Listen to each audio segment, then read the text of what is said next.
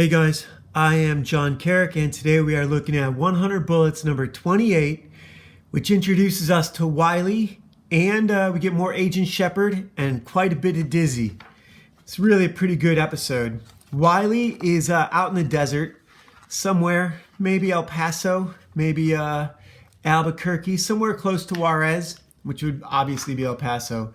I don't think they say so. If they did, I didn't notice it. Anyhow, he is working at a gas station, and this was before the days of prepaid gas. You guys may not remember. I remember when they first introduced ATMs to the world and credit cards. I don't remember the beginning, the advent of credit cards. That was before my time. But I do remember the first car phones. And I remember when my parents used to be able to pay after they got the gas. And the Hart-Celler Act of 1964, 1965 ended all that. The Browning of America means you got to pay for your gas first now because uncivilized people do not have civilized manners. Civilized people pay for what they buy. They don't steal. Blacks steal because that's their culture. They don't believe in earning things. I am a racist. Yes, I am. Wylie here is working at the gas station, and he this guy comes in, this dude in the hoodie, 8-ball character here, gives his card and says fill her up, and goes out to the pump to fill it up, and the card is declined, and the card has a Biddle Jan, so it's a female's name, so it's obviously not this guy's card. He comes back out, homie is back in the car, flips him off. This is a great 3 pages. This right here is a story. Beginning, middle, and end, right? It's everything you need to know. I hope this is in focus, you guys. I really do. I noticed that sometimes this camera will focus on my hand and not on the art. And apologies for having taken over 200 episodes, almost 260, 255 episodes to start doing this, where I'm just doing the comic for you guys. Taking myself out of it. So here's Wylie, contrabandolero. He's out in the desert. Goddamn motherfucking cocksucker. Oh, son of a bitch is in there too. Goddamn motherfucking son of a bitch cocksucker. Yeah. Oh, and then we get an ad in just the wrong place, right? These are the ones that I hate. This is Agent Shepard, shows up with Dizzy, and this ad should not be here. We should get to see this full 2 pages together. Let me see if I can do this in the Kung Fu Samurai Sword way, where you guys don't see that center page. So that's what you should get. I should cut this out of there right now so you can see those 2 pages together. That's the way it was meant to be seen. Not much gets said here. So what is cool, now Wylie had just gotten ripped off by 8-ball. We'll just call him that for now. He's talking with Agent Shepard. Dizzy goes in. Now Dizzy is with Agent Shepard now. She's not working for Agent Graves, right? So Shepard and Agent Graves are kind of working at counter purposes. Shepard works for the Trust. Graves has his own institution called the Minutemen. Shepard is obviously a former Minuteman who's obviously Graves's previous apprentice. And when the Trust asked Graves to do something he didn't like, Shepard stayed loyal to the Trust, and Graves did not. The Trust is composed of 13 families. And they're basically the Illuminati. So Dizzy's grabbing some cokes. Shepard and Wylie are having a conversation. And he tells him to fill it up. Tells him it's going to be $20. It's actually $12. And he adds on $2 more for the cokes. So Wylie just got robbed for $24. He only gets an extra $8 off of Shepard. That means he needs an extra $16 to get even. Sorry for that shake. He needs an extra $16 to get even for the day after what 8-ball stole. The gas that 8-ball stole from him. So get an ad, Army of One, PlayStation. Now we get a shot in a bar. This would have been a decent place. You could have had an ad here because this doesn't really matter. And this is a confrontation that would have gotten you to turn the page. These two pages don't look that well together. It would have been much better to get those first two pages with Dizzy together. It's interesting, you know, when you get to the point that your biggest complaint about a comic book is where they place the ads. It's a good comic book. That is a really good comic book. This guy's Hopper. This guy bets his friend that he can drink 3 beers before his friend can drink 3 shots. And they set it up. This is that old bar gag where you can't touch the other guy's glass. And so he puts his beer glass down over the shot glass, and now he wins the bet. Bar bets are dumb. Bar people are dumb. I hate going to bars. I don't go to bars. My friends go to bars. I don't go. I'll play hockey whenever they play, but I ain't going to bars. And it's not because I don't have a problem drinking. Drinking is just so fucking it's poison. It is really fucking poison. And I don't understand it. I don't understand it at all. So this guy Hopper, they're gonna play ping pong, but he's gonna go out to to this car and get his own paddle. He is like Robert Carlyle in Train Spotting, where he's a little guy, but he's absolutely insane and everyone is afraid of him. And this big guy, Dan, Wylie asks Dan, why do you let him do that to you? Well, he's insane, man. He's got a black belt. I once saw him take out 4 guys. Look, here's 2 more pages with no ad.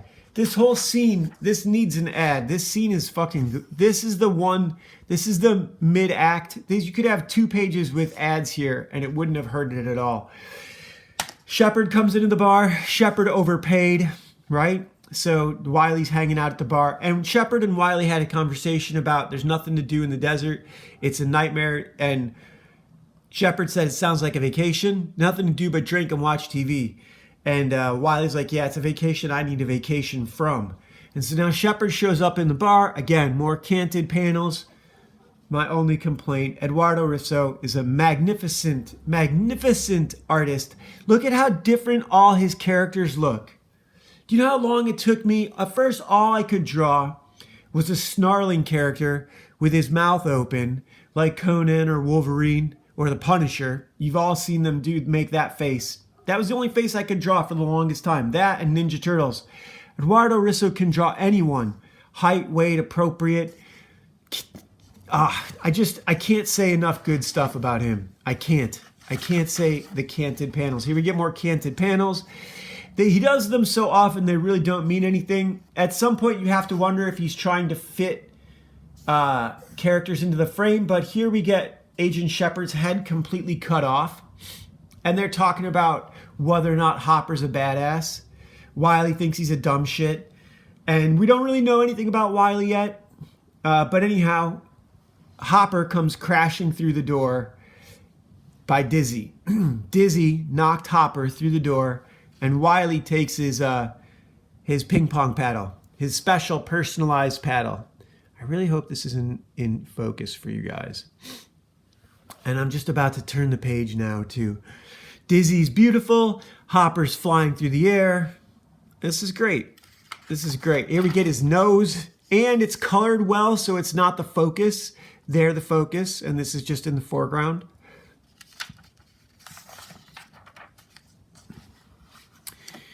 Hopper's taken out by the ambulance. Wylie he loses 4 games to somebody. We're not sure who. Dan says Dan had been bragging about how he and Hopper had some big deal set up. And Hopper's going to get him all this cash. It was part of the conversation he was having with Wylie about why he hangs out with him and he's a loser and this guy's going to get you into trouble and I don't want nothing to do with it. And Dan drags Wylie outside. Wylie's still holding Hopper's ping pong paddle, which is a nice touch. They go outside to meet somebody to make this deal. And it happens to be, oops, I abuse comics so much. I personally, I like this matte newsprint. This, to me, is the highest quality you should ever spend on the interior of a comic. You can pay more to have it colored, but you should never do glossy interior pages. These matte pages are awesome because they don't hold fingerprints when you move the page. The glossy ones, especially in black, the oils from your hand will immediately stain the page. Sometimes you get it on covers, but anyhow, Wylie throws a fit because it's 8-Ball who robbed him of, did a gas and dash earlier that day. And while they're having this argument, 8-Ball pulls out his gun. They raise their hands, and he sees the ping pong paddle. There's some confusion about whether or not Wylie is Hopper. Dan introduced Wylie as Hopper to do this deal, and Hopper's holding up the ping pong paddle, or not Hopper, Wylie's holding the ping pong paddle, and it says Hopper's Whopper. And this guy notices it, and he's like, all right, but the deal is we can't do the deal tonight. We got to do it tomorrow. So now they got to wait until tomorrow to find out what's going on. And Wylie is now Hopper. Hopper is in the hospital. Don't know that if he ever did wake up. And that's where it leaves off. And Wylie's like, this is the worst idea ever. We still don't know what the deal is about tomorrow. And then he gets back to, I guess, the hotel where he's staying. I don't know why Wylie's staying at a hotel, or he's walking past where Dizzy is. And, do you want to have a beer? No, we're having champagne. And then there's a conversation. So that's him. And you heard what he said.